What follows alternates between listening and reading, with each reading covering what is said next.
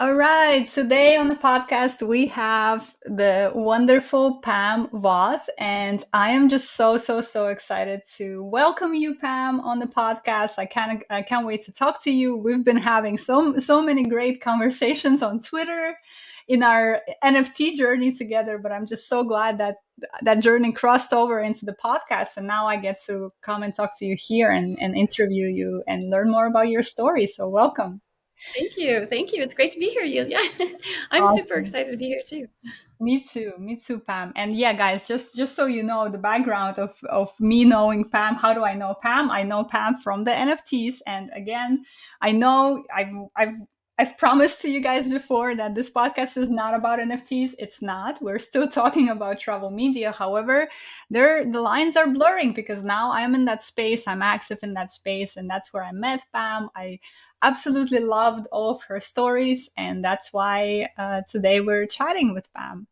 So your image from Romania of a this wonderful man with a hat looking on as cows are crossing the roads is such a excellent example of travel photography because it takes you right in there, right? It takes you right in the scene. It situates you right there. It's in the moment. And I just love it so much. And for our listeners, we're going to link to it in the show notes. So definitely check it out as Pam is talking about it.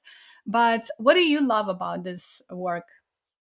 Oh, well, this is one of my favorite shots, both for the way it turned out, like visually, because it really sort of like encompasses my style of. I love the human nature connection. I love animals. I love people and animals, but this one also brings in so much of that sense of place of this little town in Romania. And to me, so I feel like it's a really good travel shot because it really puts you in the place right then and there.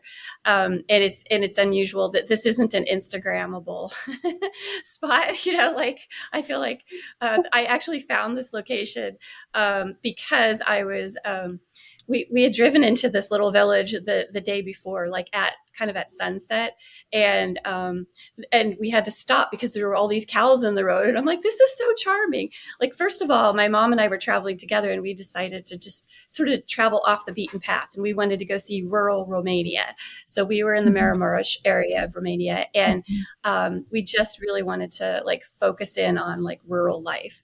And with all these cows in the road, it took us a while to get through that sort of cow traffic jam, but then it got my wheels spinning because I was like, they're going to do this again in the morning because cows do like the thing in the morning and the thing in the evening, and that's how cows are.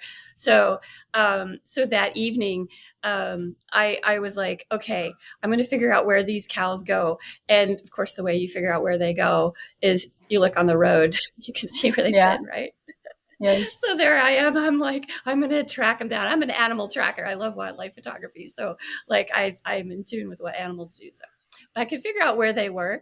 And so in the morning, like before sunrise, I was like, following again the trail, and I'm like, I know they've gone down that way and they're going to come back up this way. So I found my spot where I figured I could get a pretty good shot, and I think I nailed it. You did. You absolutely did. Yeah, and I love that that man is there just looking on because it also adds that really great human element. Yeah. So definitely check it out, you guys. We're linking to this image in the show notes. So you mentioned that you love wildlife photography, and a lot of your work is sort of centered around wildlife. So I'm just wondering, how did you first knew or how did you first became involved in animal photography, wildlife photography? How did you know that this is what you wanted to do? Oh, wow. Well, that's a really good question. I do remember the very first shot I ever took, like as a little kid. I had this I lived in Kansas, and I knew that the Kansas state animal was the buffalo, right? The bison. But I also knew that there were no bison in Kansas. Like Oh, they've been interesting. eradicated, right? There's no wild bison in Kansas. But we went on this vacation, family vacation to South Dakota. And in South Dakota, there is a herd of wild bison. Of course, my parents didn't know any of this. They were just like, "We're going to South Dakota to the Badlands, right?" Uh-huh. And yet, in the distance, I saw tiny little dots and there were wild bison Oh out there wow. on the horizon. And I just remember as a little kid, like standing with my back to my mom, you know, and I just kind of like reached my hand up in the air to reach for the camera. We had one of those little tiny like chocolate bar cameras, you know, you're just like No. with the cartridge and you had to like click it like that. And Uh-huh. I just remember like putting it to my eye and taking a picture to like somehow capture the idea there are bison in this world and they are out there just being wild bison.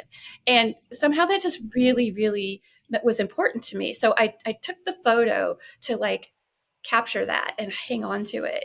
And you know, like that just sticks with me. That it was really important for me to see that and to connect these dots and to like also have this like question about like why is it our state animal and it doesn't live here, you Huh. know, in Kansas. And here I am in California where the state animal is the grizzly bear and it doesn't live here Wow. either. So Wow. I don't know. I have a little bit of this like storytelling of like people and animals, but to me, like I'm always like oriented to um, the way I feel when I'm photographing animals. Like I feel so like present. People say, "How do you have so much patience to take a picture of an animal?" And I'm like, well, patience to me implies that you're waiting for something and that you got something else you got to do. And like, let's get on with Mm-hmm. it. Right. So that's being patient, like, okay, whenever it happens.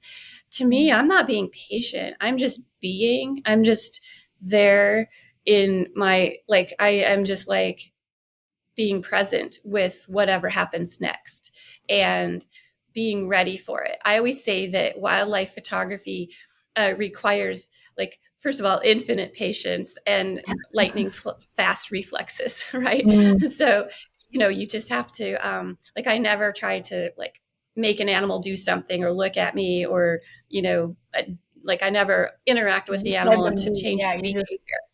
you just Yeah, let them be. unless it's a dog, and then I'm like, sit. But with wildlife, uh, I always just love the feeling that I get when I'm photographing them, and so I've been told that I often photograph when other people like wouldn't click the shutter, you know, because it'll be like a funny expression or a really beautiful interaction and gesture. Like I always look for those things that are like a crystallized story in a moment, you know, like as photographers, that's what we do. We try to like tell the whole story in like one Yeah. instant. But And yeah, so I love how you brought this whole storytelling aspect into it, because I think that that's really important. I consider myself a storyteller first, and photographer, writer, and podcaster, whatever, second, right? So it's so cool to for me to hear that as a little girl you were already sort of looking for those stories and connecting the dots, yeah, as you put it. That's really cool. That's really special. yeah, yeah. And yeah, I love wildlife photography. I know there's like it's something I would just do every day whether or not it was for sale. You know, it's just the thing I love to do the most. But with that being said, I did try to turn it into something that could be a revenue stream for me, where I was setting up wildlife photo safaris to take other people with me and to like have that feeling together. You know, like we want to get good images, but it's that feeling together and that like creating stories that then they could take home and and and like, you know, spread throughout their connections. And I'm like, okay, with my little like spark, we can get lots of people to love the wildlife. And for that reason, but some people like this lightning fast reflexes aspect of it, of like knowing your camera really well and being able to like get the shot.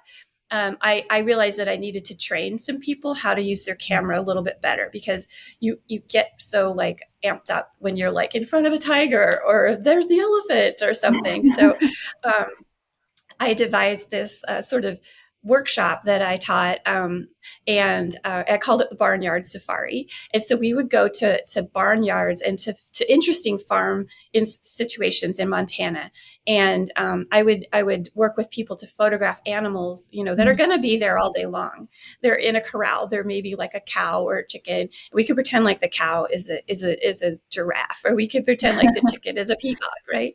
Mhm. And so photographing like with animals that'll stay in place. And So that's how I ended up on an emu farm, photographing this beautiful shot. That's another one of my really favorite shots, but it's called the hatchling, and I was able to watch an emu hatching in an incubator as part of my barnyard safari scouting. I didn't end up taking people to the emu farm because emus are quite dangerous. Mhm. As it turns out, they're really funny looking and interesting, but you don't want to get too close to them. So Definitely. different And than cows. we'll link to this image that you're mentioning as well. It's called the hatchling, and it's now an NFT as well. And Mhm. we will talk about NFTs in a little bit as well. But speaking of revenue streams and speaking of commercialization and workshops and all of this, you have an amazing portfolio of work, and you've been published at the New York Times, Conde Nast Traveler, Travel and Leisure, National Geographic, many other places. And so I'm curious because I'm cheating a little bit because I already know the backstory of this from our time on Twitter together. But I'm curious, how did that journey unfold for you, right? Because you didn't start, you didn't start from, I want to be a photographer, I want to be a wildlife photographer, to, next day working with the magazine, or working even with a tourism board. Like, I know that you've been working with the Montana Tourism Board, which is a really cool gig. Let's talk about that as well.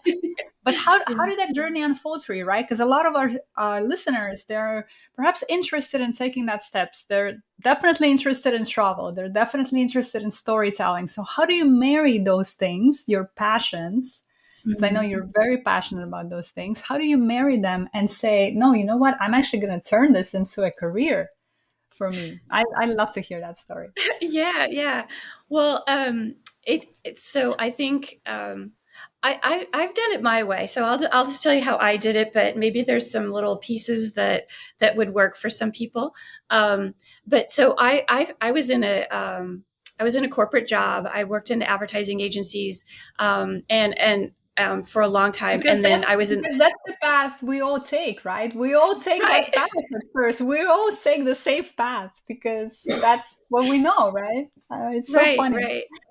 Well, and I loved the day-to-day working with creative people. I'm like, Mm. I was kind of on the relationship management, account management. I was a senior account manager at a big agency, and I got to work with creative people all day long. And in this instance, I found myself on the client side, working, with the brand itself and working with agencies as the client. And it was a job that I was just like, oh my gosh, this is, I'm not sure I'm fitting in with this very well. I was wearing my corporate suit. I was showing up for the corporate meetings, but I was driving a 1970 Volkswagen bus, guys. I was not like in it all the way. I was just kind of like, it's, and I did find myself kind of with this like, uh, you know, um, conflict in that, like I would be sitting, like I didn't really want to go into the office. So I try to make it as easy as possible. I'd go get myself a really good latte from the local place, and I'd drive to the beach. This was in San Francisco. And I would drive to Ocean Beach and like watch the surfers in the fog and drink my latte in my Volkswagen bus and be like, okay, I got to make the left turn and go down to the corporate campus. Right. And I And just like, how long am I going to do this? just a quick sidebar, that is how I knew that I had to talk to Pam, because guys, this was Yes. exactly my story as well. I would fly into LA from New York. I was on the brand side, so I was the person that you were interacting with on the other side, and I would Yeah. fly to LA for the ad agency meetings. And before the meeting, because I was dreading my day, I was dreading that this is my life, I would go and get a coffee from a local shop, and I would drive down to Santa Monica Beach and look at the surfers on the pier. Like, and when I heard Pam tell that story, I'm like, oh my god, this is crazy, because that was exactly what was happening to me too. Yeah. And, I don't know what it is about surfers, but, they're like in tune with nature and they're like not thinking about anything else, right? I'm I like, mean, if they're I could only, surfing at 9 in the morning when we are going to our corporate jobs. That's the freedom. I think that's what it was. We were looking for that freedom to say, no, at Mhm. 9 a.m., I'm going to go surfing instead of that meeting that I'm dreading, you know? Right, right, right. So, So it was during those years, during that time frame. My mom came to visit me, and she asked this, like she was on the plane. I was taken to the airport. It was back when we could sit at the gate with them. You know, you could go into the gate and sit until they walk onto the airplane. That was a while ago. We all know. But like we were just sitting there waiting for the plane to load, and she was like, "So what do you want to be doing in 10 years?" And I'm like, "Oh no, if I continue down this path that I'm on, in 10 years I'm going to be like vice president of nothing, you know, like I'm going to be like in this corporate, like horrible soul sucking." And I just was like, right then and there, this answer just like bubbled up from inside of me. I want to be a wildlife filmmaker. Like, you know, because that's what I want to do. Like, she asked me, what do you want to be doing? And I'm like, that's what I want to be doing. So I put things in motion to go that route. This was again a while ago.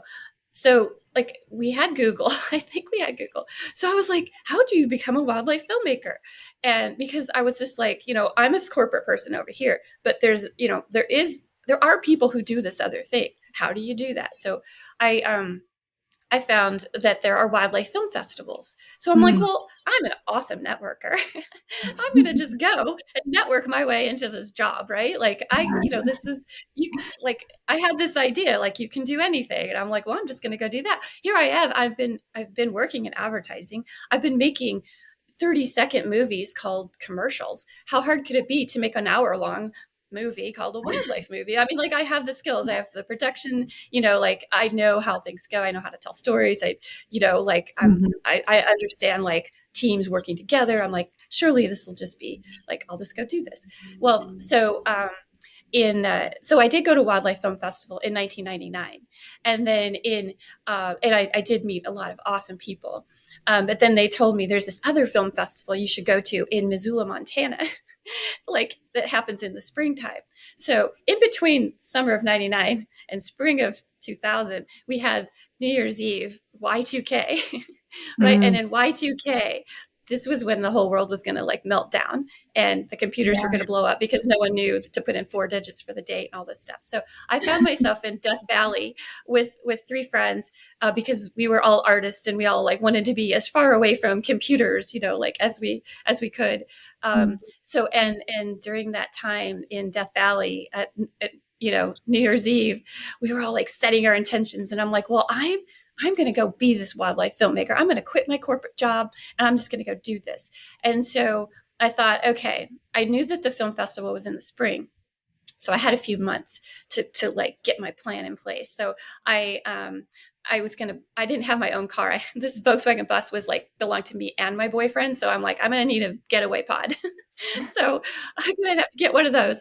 So, and I'm going to need some cash, right? So I was saving up, like all my expense checks would go into my savings and all my, you know, like I was like, you know, getting some money together because I knew I was going to need a little bit of a like road runway, as they say, like, so I did start, you know, cutting down all my expenses, saving all my money. I did sign up for like a course at this wildlife film festival about how to become a wildlife filmmaker. I'm like, see, there's even a class for it. You know, you can go. That's sort of tongue in cheek because of course it takes a lifetime to actually be able to you know, like get really deep into the industry. But here was this like entry point. Someone was teaching me like, here's the things you need to do, the people you need to know, how you make the connections, you know, sort of like what you're doing with the travel media, you know, like here's some roadmaps for you to try. So I got a car loan and I bought myself a Jeep Wrangler because I knew I was going to quit my job and they weren't going to give me a car loan without a job. So I got my escape pod. and I went to this film festival in March. I quit my corporate job. Yeah. So I went in, I gave him 2 weeks notice and I said, I'm going to go be a wildlife filmmaker. And this is when the senior VP called me into his office and he's like, Pam, how are you going to eat? And I said, you've never called me into your office before. We've never had a conversation. Like, what do you care? Like, you don't even know me. So I was just like, I got this, you know, I'm going to go to this wildlife film festival. I'm going to make my way in, you know. So that's how I did it. And I quit my job. People around me were just like astounded. They're like, I wish I could do that, but I have kids. I have a mortgage. I'm afraid of dust. I'm afraid of, like, how do you do this? And I'm just like, I just really need to do this. Well, as it turns out, at this film festival, during my class, someone came in and said, well, I'm starting this wildlife film production company and we're looking for people to hire. And I'm like, well, go figure. I just like manifested this, right?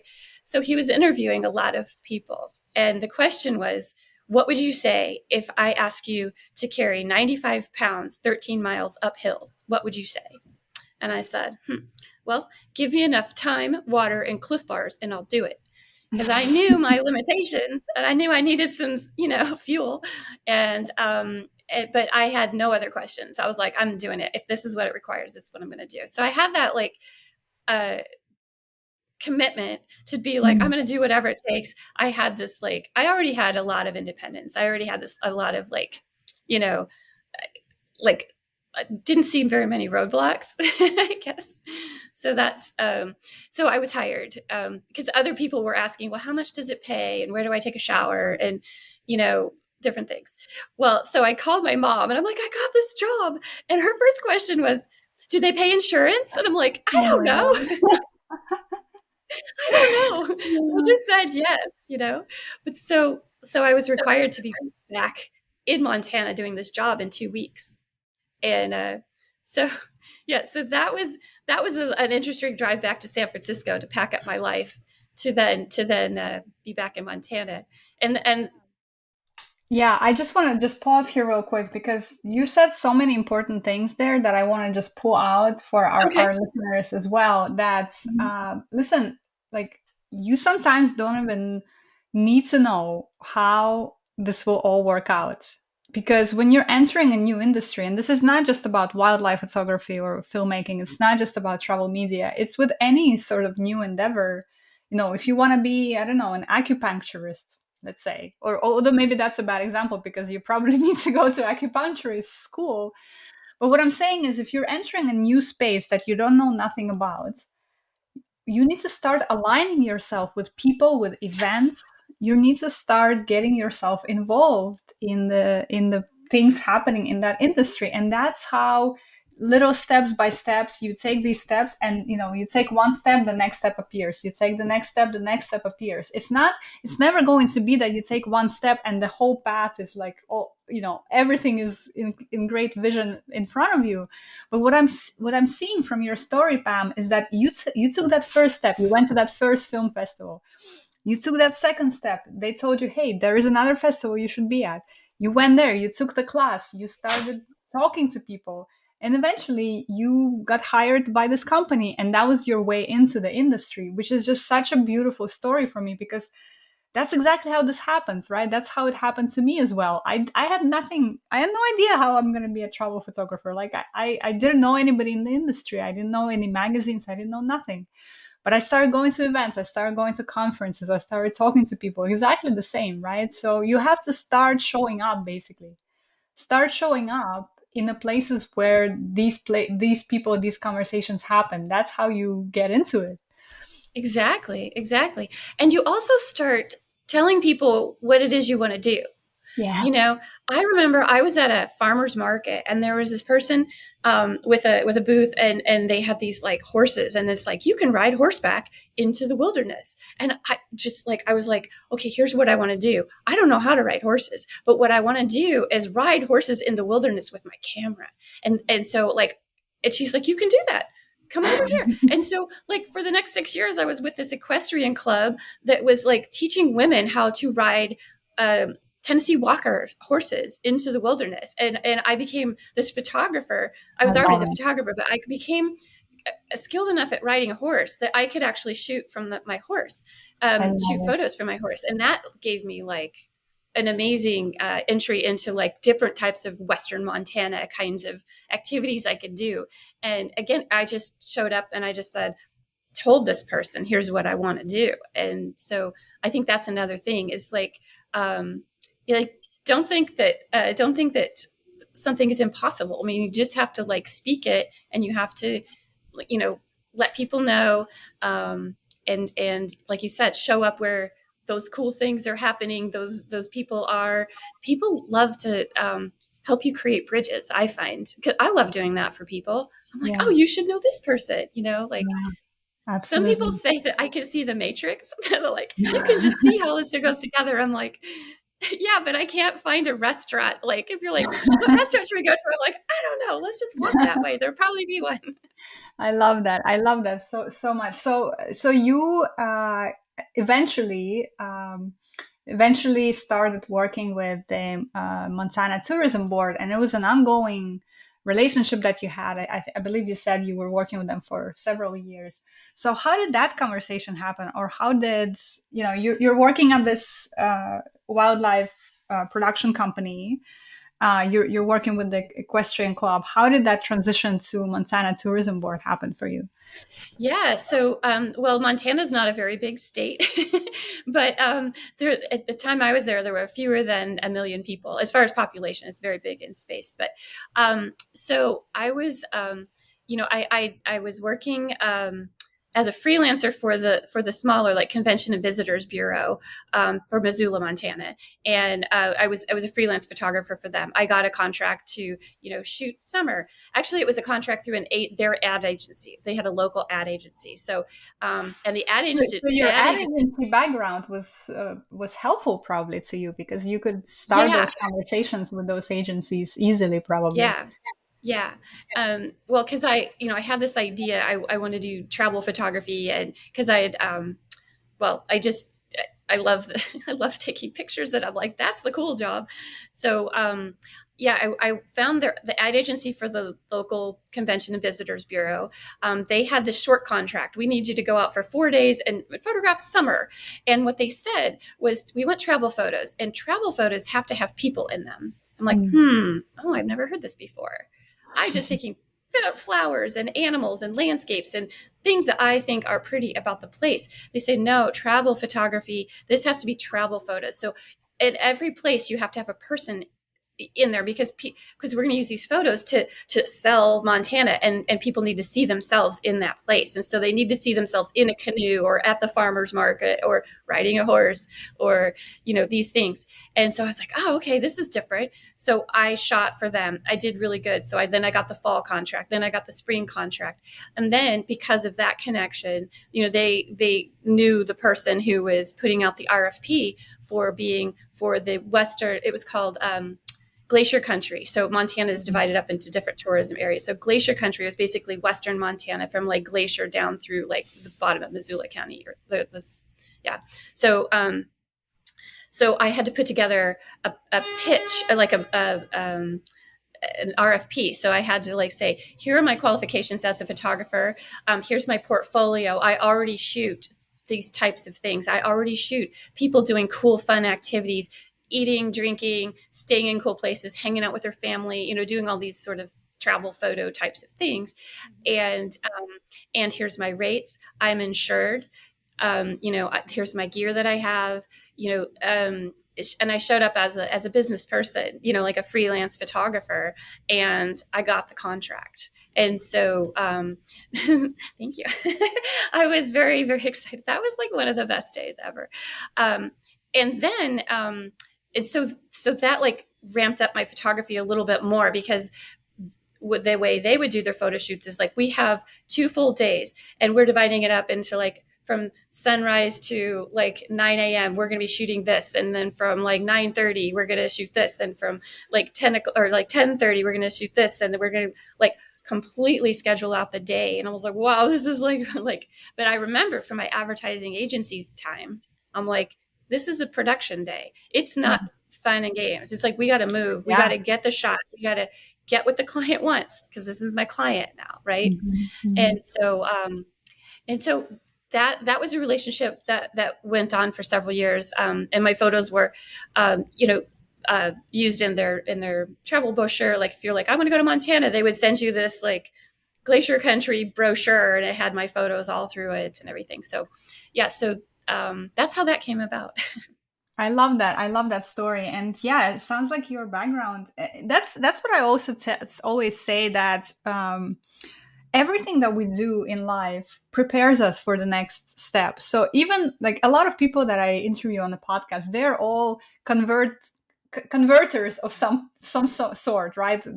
From corporate jobs to something else, from something else to photography, from something else to writing. But everything you do in life, you bring all those skills and all that experience and knowledge with you. So I loved seeing that with you. And you also mentioned something interesting, which is it's not fun and games. It's a production day.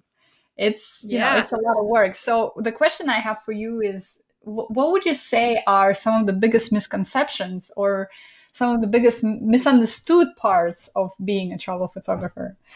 Hmm. Well, I would say, well, when you're working with a client like this, with a tourism bureau, or that they're, if you're on set with them, and in this case, they lined up the red convertible we were going to drive through Glacier. They lined up the ranger who was going to be with us. They did a lot of that production work, Mm-hmm. which because they had all the connections, and because they're the client, and they're selling these the boat rides on the Right. at the park and all these things. So they were able to line all this up. But what they needed me to do was tell them what to do. So to and I'm so much of a, I shoot what's there, like Yeah, me on my own. too. I shoot what I see. I go looking for it. I get intrigued by it. I go follow it. I had to like switch it and be like, okay, what would I hope to encounter, and then like set it up. So the idea of shooting in this way, it's not just like go shoot it on your own time. Like we have a schedule here, and so Mm-hmm. um, that to me was really relied on my skills of being able to like know my gear, know my camera, know what lens I'm going to be putting on my camera right now. I always had a backup camera in my in my vehicle, because like you have to be ultra prepared. You have to have all your batteries charged. You have to have, I mean, and they were there to help me with all the other stuff, but I didn't have an assistant with my Wow. photography part. Yeah. So this was what I realized about myself is I do a lot of talking while I'm shooting, that they're going, what do you need? I'm like, oh, I don't need you to do anything. I'm just telling myself like, okay, watch this, like I should keep my voices in my head instead of speaking out loud. Because what I was finding was something I needed to work on was um, to be able to direct the scene and to direct exactly what I want to see in this frame, because I could, because I had. They're like, "What do you need? What wardrobe do you want? Where should the car Yeah. be driving? And all this." And the thing was to keep your mind, your goal on what it is we're selling. We're not selling the fashion of like the woman wearing the shawl. We're selling the destination. So back up, show the scene. The person in the scene is like a smaller part of what the story is, but it's a really important punctuation point. So Mm-hmm. you have to Mm-hmm. put them in the right place. You have to think about, how is this image going to be used in the double page spread? How's it going to be used on the cover? So understand where these images are going to be used. A lot of them were just going to be, oh, we're going to use it in a small little inset PR thing, or so Mm-hmm. shooting a Mm-hmm. broad range. All of these things are going on through my head. But I guess the number one thing is to know what the client wants and have a really open conversation about that, about what they're looking for, and then realize all the money that they're pouring into setting all these things up, and go, oh, this must be important. We better make sure that this is like in the scene. Yeah. And again, that's very different than just being freelance telling your own Telling the story. You tell story, and their then story. yeah. Yeah, and, Yeah. and I think it's interesting. It's great to have both of those skills, right? Because you never know what project comes about where that's going to be required. And I'm resonating a lot with what you're saying, because for most of my work, it's the latter. It's the one where I go and follow and I shoot what's there. I'm not directing anything. But there were a couple of occasions where I had to become that creative director and say, no, turn this way or go here or do that. And it's definitely a different type of a skill that I think, to be a well-rounded photographer, you need to have both of those. So that's really important. So let's talk a little bit about some of the work that you've been published, that you've published in some of these amazing magazines, because that's the other part that I know our listeners are always interested in as well. So, you're working with the tourism board, you have all these other projects. How did you figure out that, like, were you pitching editors at magazines, or how did you figure out that relationship? Well, for some of them, well, for example, the M Le Magazine du Monde, that's a French magazine that they had,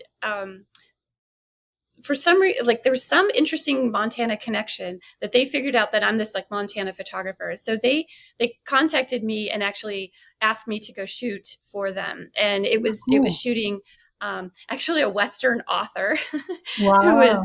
who is a, like, he writes these Western novels, and he was like this really, like, Montana character. And so I was assigned to go. They said, well, we've got someone to do his portrait. Like, you don't have to shoot the author, but he writes about Montana. So we want you to go to the place where he writes about and shoot Montana. And they had seen my Montana photography before. So that, in that instance, it was a commission deal where they sent me out on assignment. And of course, I hadn't read any of his novels. I didn't have time between getting the assignment and reading a few of these Western novels, but I was like, okay. But I knew the bar he hung out in. They told me what bar he hung out in. So I went there, and I asked people, like, well, what should I show about this place? Like, where are the cool places? Bars are a really good place to find local information about wildlife and about, like, just what's happening locally. People will give you insight, I think, when you're in this place where you can just have a conversation and, meet the locals, as it were. Definitely. Yeah. So in that instance, it came about as an assignment, a commissioned assignment. Some of the other work, I was covering either, like, some Montana happening that they knew I was a photographer there. Like, in the New York Times, there was this big story with Canada wanting to run a lot of oil rigging gear through Montana up to Canada. And we were like, no, we don't like that. So I went and I photographed Onyx Smith. She's the producer of A River Runs Through It and many other films. So she's someone that I knew locally. You hang around the people that are the movers and shakers, if you can find them. So I was sent on assignment to photograph her in different places in Montana for the New York Times story. But some of the other work, because I was shooting for Glacier Country in Montana, and because I was shooting for this luxury ranch resort, a lot of the photos I shot for them, they would use as PR pieces in Conde Nast and Travel and Leisure, and some of these other places. So, like, by nature of working with a client, my work ended up there and was credited. In many cases, it was credited. Sometimes when they're using PR photos, they will give you a photo byline. They were not really used as advertising per se. And in which case, usually when your photos are in advertising, you don't get a credit. You get just the licensing for that. But so it's important that you have established a really strong niche for yourself. Like, people knew you as the Montana photographer. So whenever they needed Montana photos, they came to you. And that's so important. And I always talk about that as well on the podcast, that figure out what you're like. For me, for example, this is happening with the Middle East. People are coming to me because they know me as the Middle East person. They know me. I have a lot of work in Jordan.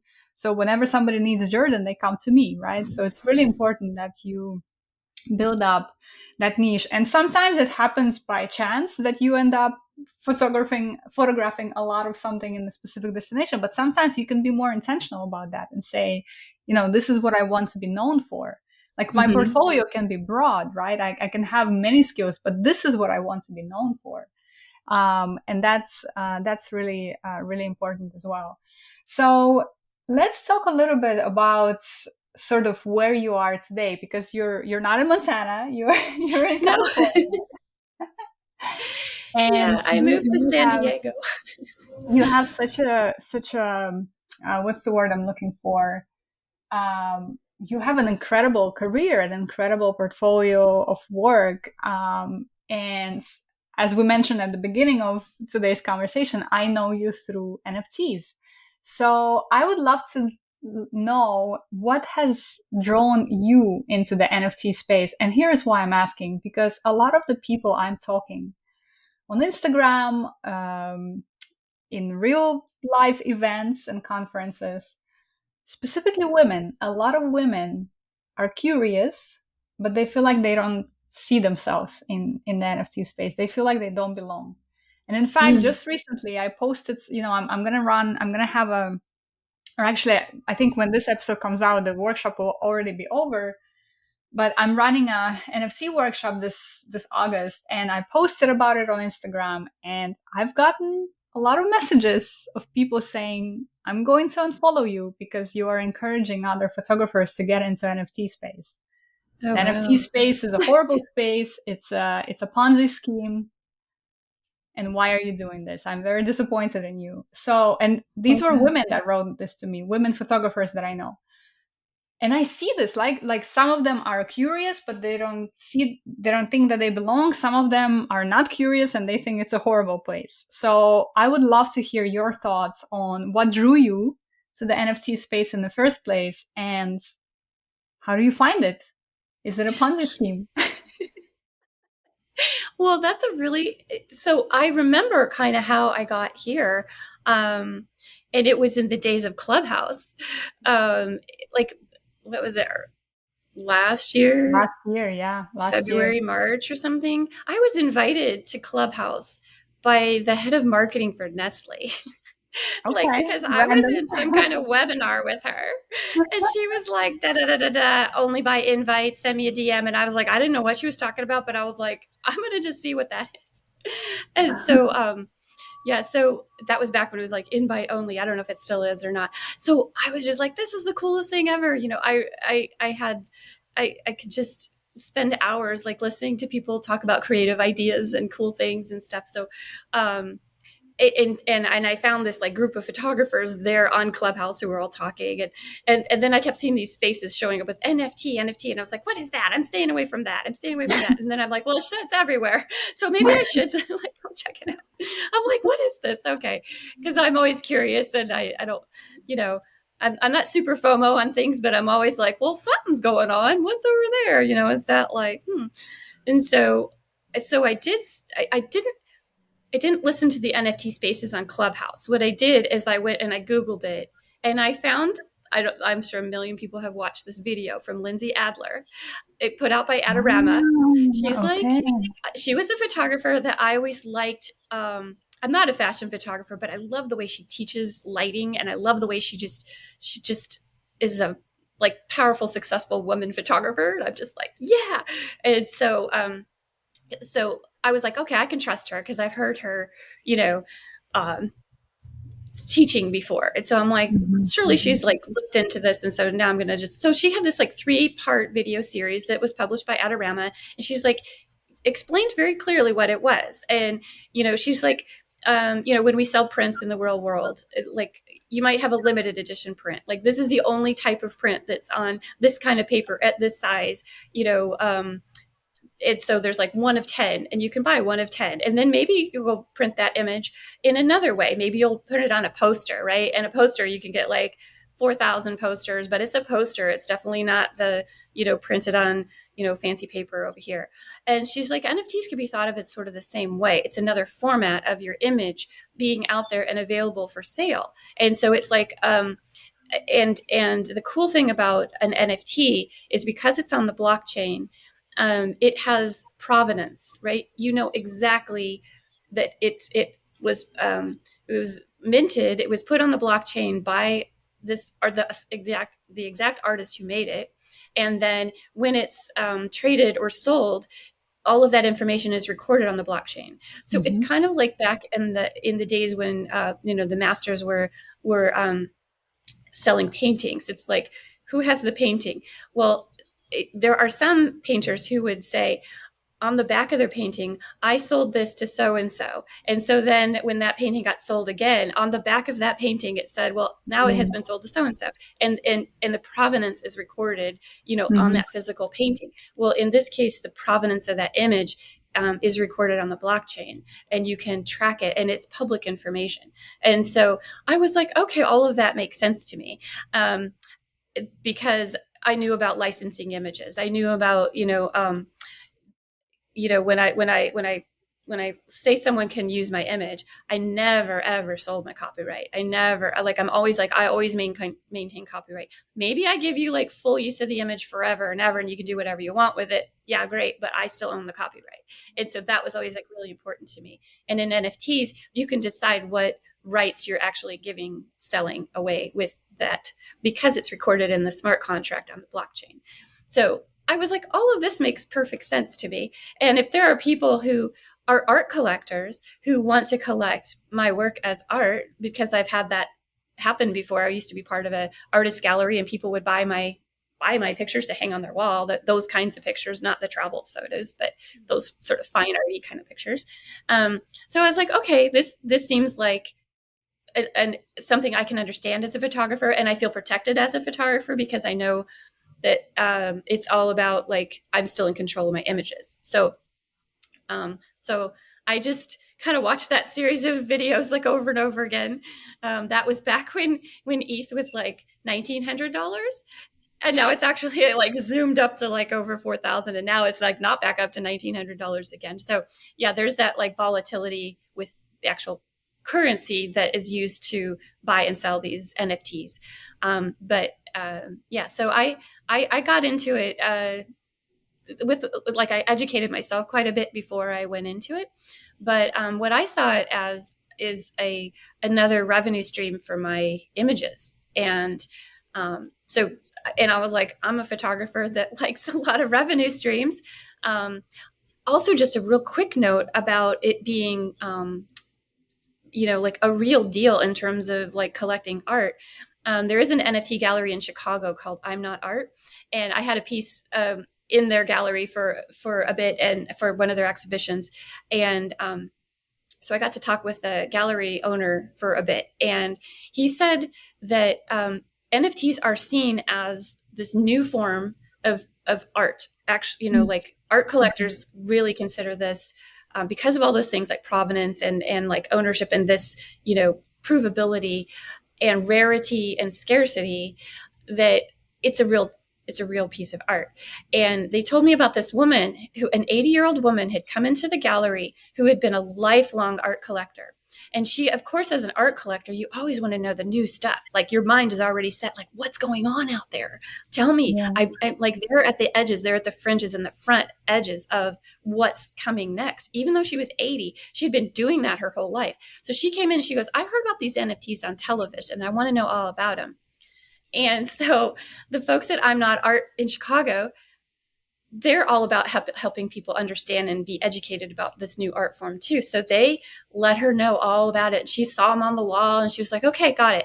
She really, and to me, that just speaks to the art collector personality that's out there. So that's why I think it's not a Ponzi scheme. It's a, this is a new form of collecting art. And there are people who do it for different reasons. There are people who do it because they want to find something rare and then flip it, sell it for more.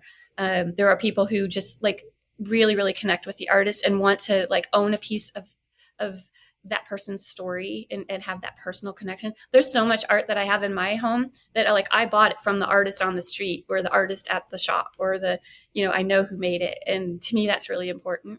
So that's the type of art I like to collect. And, I'm not spending a ton of money on it, but it's it's the texture of my life. And it's like how I feel, I want to go through this world, is be connected to artists. I love how you said it. It's the texture of my life. And by the way, you guys, Pam has collected one of my editions, and that was such an awesome surprise and so beautiful to see. So thank you, Pam, so much. So do women have a space in the NFT space? Absolutely. I think we've noticed, as being women out in the space, that there's the bro culture that's going on out there. And that's what, by the way, and I think that's what's really, what's the word? That's what's repelling a lot of women who don't know all the intricate details, right? They just sort of see the big Bored apes and the bro culture, and they're like, I want Yeah. nothing to do with that. But me and you are here today to tell loud and clear that that's not everything about the NFT space. There are people like us in there who are incredible. Like Pam, I love Pam. Pam is so amazing, and there are so many other women in there who are just incredible artists, and we absolutely have a space, right? Yes, yes. We might have to realize that, like when we travel, like you can go and you could see, oh, there's the Eiffel Tower. Great. Well, maybe there's more interesting things over there. Like anyone can see the Eiffel Tower. So, like, if you're in NFT Twitter and you're like on Twitter Spaces and you're like, oh, there's a space with 400 people in it. That's kind of like there's the Eiffel Tower. Okay, maybe that's where like the baseline, like that's where you're going to find stuff that's not necessarily like targeted for you. It's going to be like trying to just attract a lot of Mm-hmm. energy around it. And so that's maybe where people are running into like, oh, this seems really icky and it seems really like a souvenir as opposed to like a genuine experience, how we can find those things. So I would say just um, maybe join smaller spaces, maybe because Twitter Spaces, of course, what we're talking about, where you can join in, as this is sort of like the Twitter's version of Clubhouse. Like I'm not in Clubhouse anymore, but this is like audio like audio chat rooms where you can go in and you can have a chance to just listen, or you can in some cases have a chance to talk and ask questions, or introduce yourself, or talk about your art. There's different spaces for different purposes. And but there are lots and lots of women out there who are trying to bring up other women, and Yulia, you are one of them. And I applaud you for that, because I mean, with your spotlighting women in your Twitter Spaces and in your newsletter, and just like um, letting, I guess, being sort of this like beacon of like, you're searching for women who are amazing, and then Always, you're always. elevating them. Yeah. And I think if we just keep doing more of that, there are a lot of women out there who are educating women about crypto and about like um, how to do the financial side of things, how to keep yourself secure. Because in Web3, you're in charge of your own security. And that's also like some of the scary stories that are out there, that, getting hacked or getting, scammed and these kinds of things. So it is the Wild West in a way, in that you are in charge of your own safety and you're in charge of your own actions, and you are also in charge of your own integrity, which is why, like, when people are like, well, can't you just like right click save that image? And I'm like, yeah, but then everyone will know that you did that because they can see in public that you don't own that thing. So you're just kind of setting yourself up to be like, not part of the Web3 mentality of being transparent, showing up and being with your own integrity intact and being Yeah. a real person.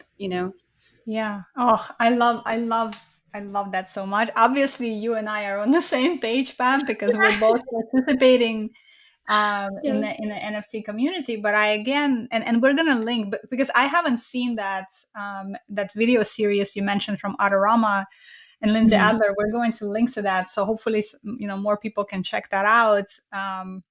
But yeah, I mean, I'm just echoing everything you said. Like, I have found the most incredible community of people inside the NFT space that care so much about art in general, photography in general, but also my art and my photography, and about supporting each other. And I Mhm. haven't seen that in a long time. I don't see it on Instagram for sure. Instagram only cares about reels. And so, and, Yeah. and people want to buy each other's stuff. And, of course, there's more intricate, like, there's, we have 2 episodes on NFTs already. So we'll link to those as well, you guys. You can check those out. But just again, please check it out. We don't want people, but especially women, to be left behind, because crypto is the way of the future, to be honest. And Yeah. we need more women participating in the technology. Maybe you're not entering as an NFT artist, but at least be aware of this is what's happening, so that you Mhm. don't get left behind. I think that's really important. Yeah, it is. It is really important, and it's important to really educate yourself. Um, through reliable sources, Yeah. people that you can trust, sources that you can trust, and yeah, and but don't be don't be afraid of it. Just it is the way of the future. I think it's really important that women are not left behind, like you said. It's this is a huge economic section of the economy. This is a really that sounded really crazy, but no, this is a really big important piece of the economy, and we do not want to be left behind. We are every bit as creative as other artists who are not women. We are every bit as creative as and we deserve a place at this, as in this world. So it's just educate yourself, I think, would be the number one thing. But don't be afraid of it. Listen to Yeah. both sides. If you're hearing a lot of scam stuff, okay, maybe there's some of that going on. But if you're also hearing a lot of, like what you're just saying, people, I mean, my daily life is working and listening and talking to photographers all day long who are amazing people, who have beautiful work that's very personal, that's very amazing, they're incredibly talented photographers.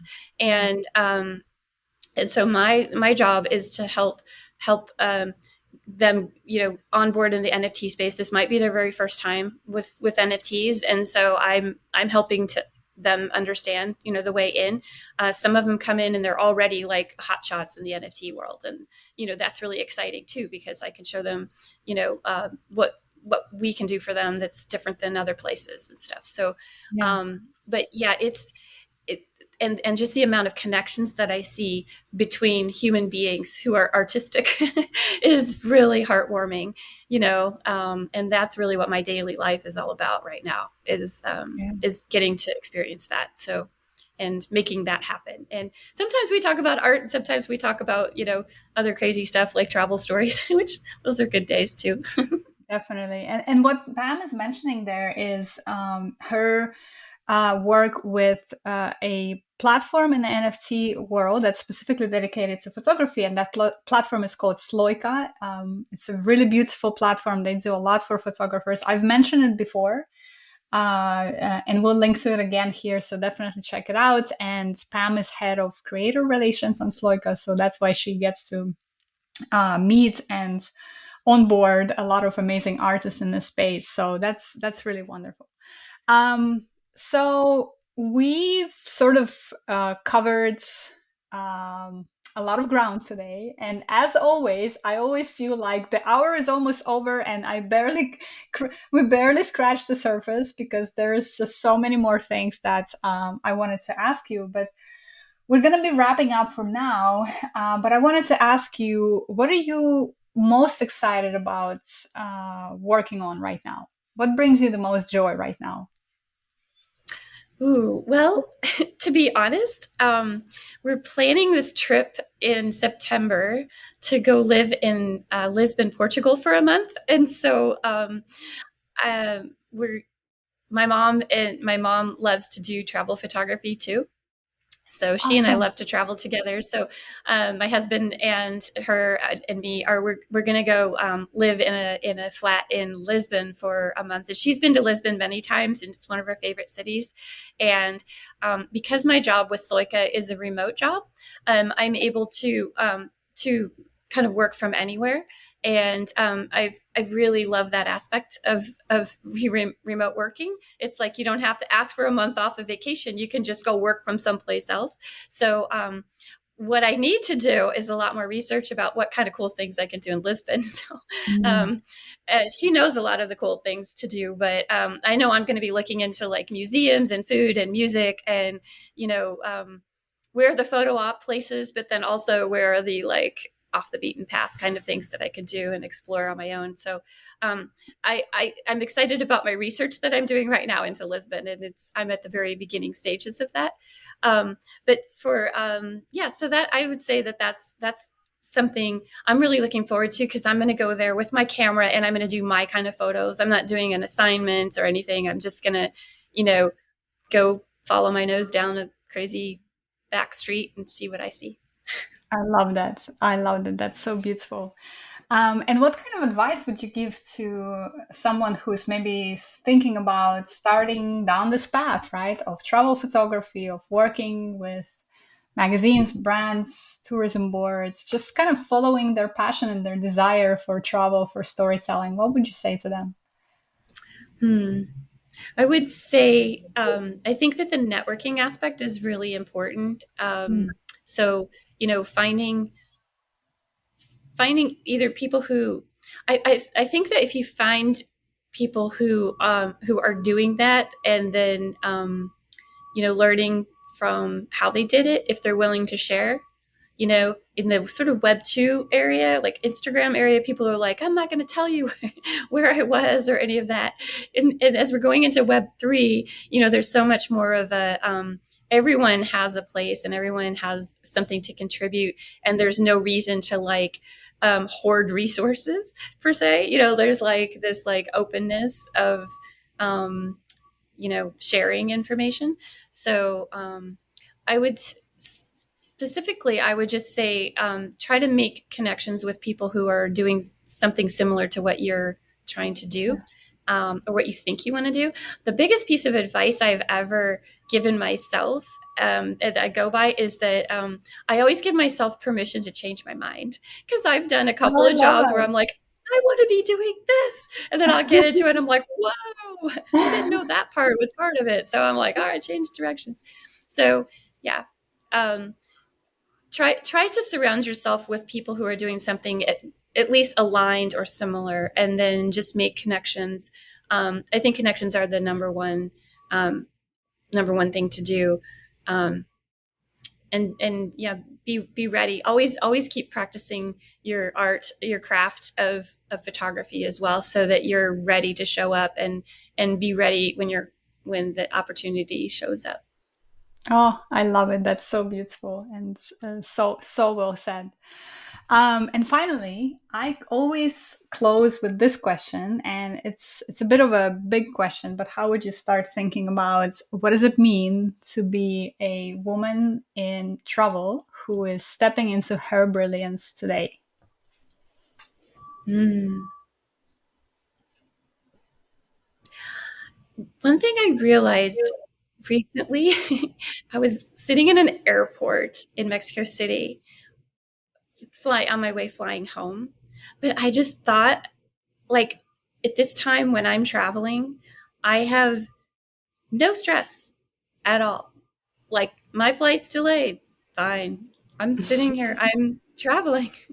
I'm being here. Like, I'm not, like, in my day-to-day life, I felt like, it's like I'm not doing things fast enough, I'm not doing enough things, I'm not like, when you're traveling and all you need to do is like do the next thing, that's when I find that I'm in flow, and I'm just like have no stress, and I'm like, it's all good. And so I think just coming to that realization of what are those times that I feel most like that, and then make those happen as often as possible. Oh, I love that. I love that so much, Pam. I think it's a beautiful, beautiful sentiment to close our conversation on today. Thank you so much for coming. I loved having you on, and we'll have to Well, do a thank repeat you. one day. Sounds good. Well, thank you so much. It's been a joy. Amazing. All right, let me stop recording.